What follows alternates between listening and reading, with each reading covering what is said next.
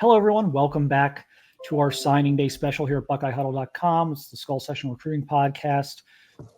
Class of 2025 recruiting capsules, Ohio State on the verge of signing another tremendous recruiting class here, top three-ish. We'll see how all the numbers play out throughout the day. Top five, I think, is pretty conservative at this point, but another strong recruiting class from the Buckeyes. We're here to break down each individual player throughout the day, talk about their recruitment, talk about their abilities, talk about maybe their role at Ohio State and when we can expect to see them. I'm joined here, as always, by Kevin Noon.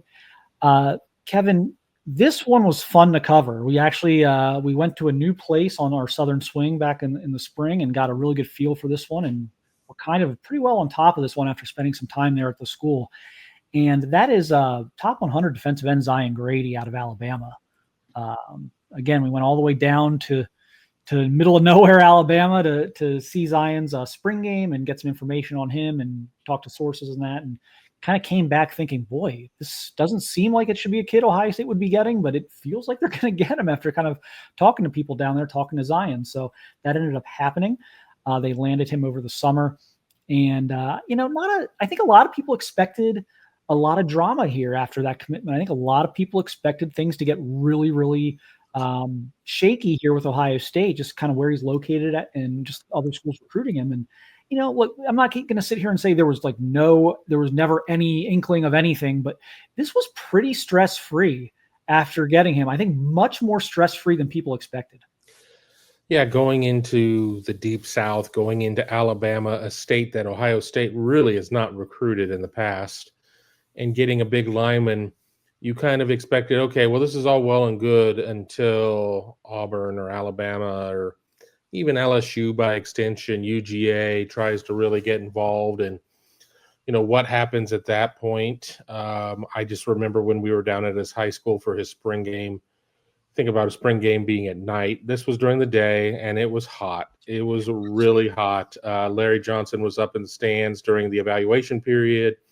He had his typical bucket hat on and everything else, and he laughed at me, and I'm like, dude, it is so hot here right now. But, Zion Grady is somebody who has the look. I mean, obviously the team that they were going against, even though Zion Grady had switched high schools, they knew who Zion Grady was, and they weren't going to let Zion Grady get out there and be the guy to push him around too much. But when he gets out there going, he's out there pushing dudes around. A really talented guy. Probably one of these upper echelon guys that's not getting talked about enough because he was linked with Malik Autry. And, barring something crazy happening that I'm unaware of, Ohio State was not able to get the flip of Malik Autry, but Grady and Autry are friends. They work out together. They do some training together. So there was a lot of hope that you land one and you get the other. That didn't end up being, but I think Ohio State is just fine landing Zion Grady because he is a tremendous prospect. Yeah, this was an early casualty of the Nick Saban retirement. Zion did decommit from Alabama. It became very clear after that, even with sometimes these kids will decommit, they'll give the old school a new chance, the new coaching staff a new chance. That just never happened. It was very obvious after Zion Grady decommitted that it was not going to be Alabama, even with the new coaching staff, even with Kalen DeBoer being there and maybe trying to repair that. It was made very clear to us when we were there on Southern Swing that Alabama was not going to be under consideration. What then happened was, okay, so it's not going to be Alabama, but there's still going to be other schools in the South recruiting him. And what about Auburn? With Malik Autry being committed there, is there going to be a pool? People talk about maybe Zion Grady pulling Malik Autry to Ohio State. Well, what about Malik Autry maybe pulling Zion Grady to Auburn? So there was some underlying stuff there that never materialized, obviously. And again, this was a lot more stress-free than I think a lot of people expected. I think a lot of people saw this commitment and were like, oh, okay, so Ohio State's in front, and now everyone, all the SEC schools can come in and pry him off of that commitment. And it just never happened. Developed a very good relationship with Larry Johnson, developed a very good comfortability with Ohio State, and talking to sources after his commitment, what they had told me was that was his best visit. Both his unofficial and then his subsequent official, those were his best visits. At Ohio State was more thorough with Zion Grady than any other program. And so that obviously won out here. And we can roll the tape now and kind of see what Zion Grady's all about.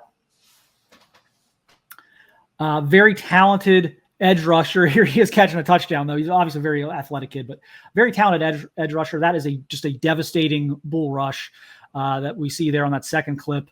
Here's a tremendous inside move, busts through a chipping running back and gets a sack. Just an explosive, dynamic pass rusher, and super athletic, can chase down quarterbacks, but has some raw power and explosiveness to him.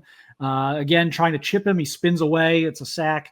Just a supremely talented pass rusher. That's just a pure speed move around the edge. So he's got the whole arsenal already. I mean, very rarely do I pop in a high school tape and see such an array of moves and such a different, like almost every one of these sacks is a little bit different in terms of how he gets to the quarterback. There's a lot of different moves. It's not just a pure speed move. It's not just a pure bull rush. And again, he's beating double teams. He's beating, they're trying to chip him with running backs. He's running through that contact. So just a big time disruptor, Kevin, on the outside. Yeah, the point you made that every sack is a little bit different. It's not just, one trick Charlie, I got a swim move, or I've got a spin move. I mean, he already has an arsenal of weapons. And while a lot of those things will be refined once you get to the collegiate level by the Ohio State coaching staff, I mean, having the understanding and being able to use the moves that you have to have this kind of success, not everybody comes into college with that. So, he's very impressive. Every time I watch his tape, I'm more impressed with what I see there. And, the thing is that we look at Alabama, and maybe it is not, Florida or Texas or even North Carolina, but there are some grown men who play high school football down there. So he's doing it against some athletes, and it makes it all the more impressive. Yeah, I was super impressed. We got to see him in the spring game. They didn't play him the entire game. They kind of got him out of there around halftime, but you could see it there. There's a couple of things I really like about him, in addition to just the variety of moves he already has. So many of those sacks are either beating a double team, splitting a double team, dealing with a chipping running back. Like the motor, just the idea of like, I'm going to get to this quarterback. I'm going to run through you, around you, however I need to do this, how many guys you send at me, I'm going to defeat them and get to this quarterback. Just the absolute motor on a lot of these sacks. There's a few clean wins where it's just pure speed or pure inside move and he gets there. It's an easy sack, but there's a lot of extra work on some of those sacks. Like there's, again, running through chipping running backs, you get a double team, you got to spin off of it. You got to, break through it, whatever you got to do. And just, so I love his motor. In addition to the physical gifts he has, he's a very, very hardworking player out there. Not a guy who takes many snaps off. So I think this is a monster get for Ohio State. I know the defensive end position has been a area of serious angst. You lose London Merritt there at the end. Zahir Mathis decommits. So I get it. But this is a big one. This is a really big one, and I think this is a guy who, his ability. I don't want to pencil him into the two deep right away, but boy, this feels like a guy who could play early, Kevin. Yeah, we came into this year saying Edric Houston should be able to see a little bit of time, and he has seen a little bit of time. And I think that when you talk about Zion Grady, I think he's somebody who has a very similar path that way. Whereas, Edric is, slid inside a little bit. I think that it's just going to be really difficult not to have Grady out there, especially at a position where you lose Jack Sawyer, JT Tuimoloau, guys like that. You have guys like Kenyatta Jackson and Caden Curry, who are certainly in their contract year and everything else. So you're going to, if with smart construction of a team, you're getting younger guys like that some playing time, just because before you know it, their number is going to be up. They're going to have to be the guy getting 40 snaps a game or whatever. So you don't want to sit there and, potentially be facing a big out of conference road test and have to slot somebody out there who's not ready. Yeah, I think the dynamics of that line up very well for Zion. I think, again, he can come in, learn under a Caden Curry or a Kenyatta Jackson while still probably getting some playing time pretty early in his career, but not being forced to shoulder a lot of the burden, and then can kind of gradually grow into that, year two, probably, a lot will be expected of him probably year by year two with some of the other guys that'll be moving on. So I think it's a really good situation for Grady to walk into. And I think he's going to make the most of it. I think this is one of the best players they got in this class. So we will see and see if he does become a superstar. I think he's got those types of qualities to him.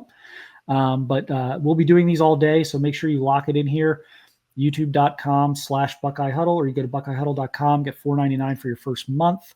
That'll take you all the way through the second round of the playoffs. Transfer portal here the next few weeks will be pretty crazy around the country. We'll be on top of all that. Obviously signing day today and recruiting fallout and anything else, coaching carousels, all sorts of good stuff. It's going to be a crazy month in the college football landscape. So why not just give us a shot at $4.99 for your first month. But thank you everyone for watching and listening, and we will talk to you again soon with another one of these capsules.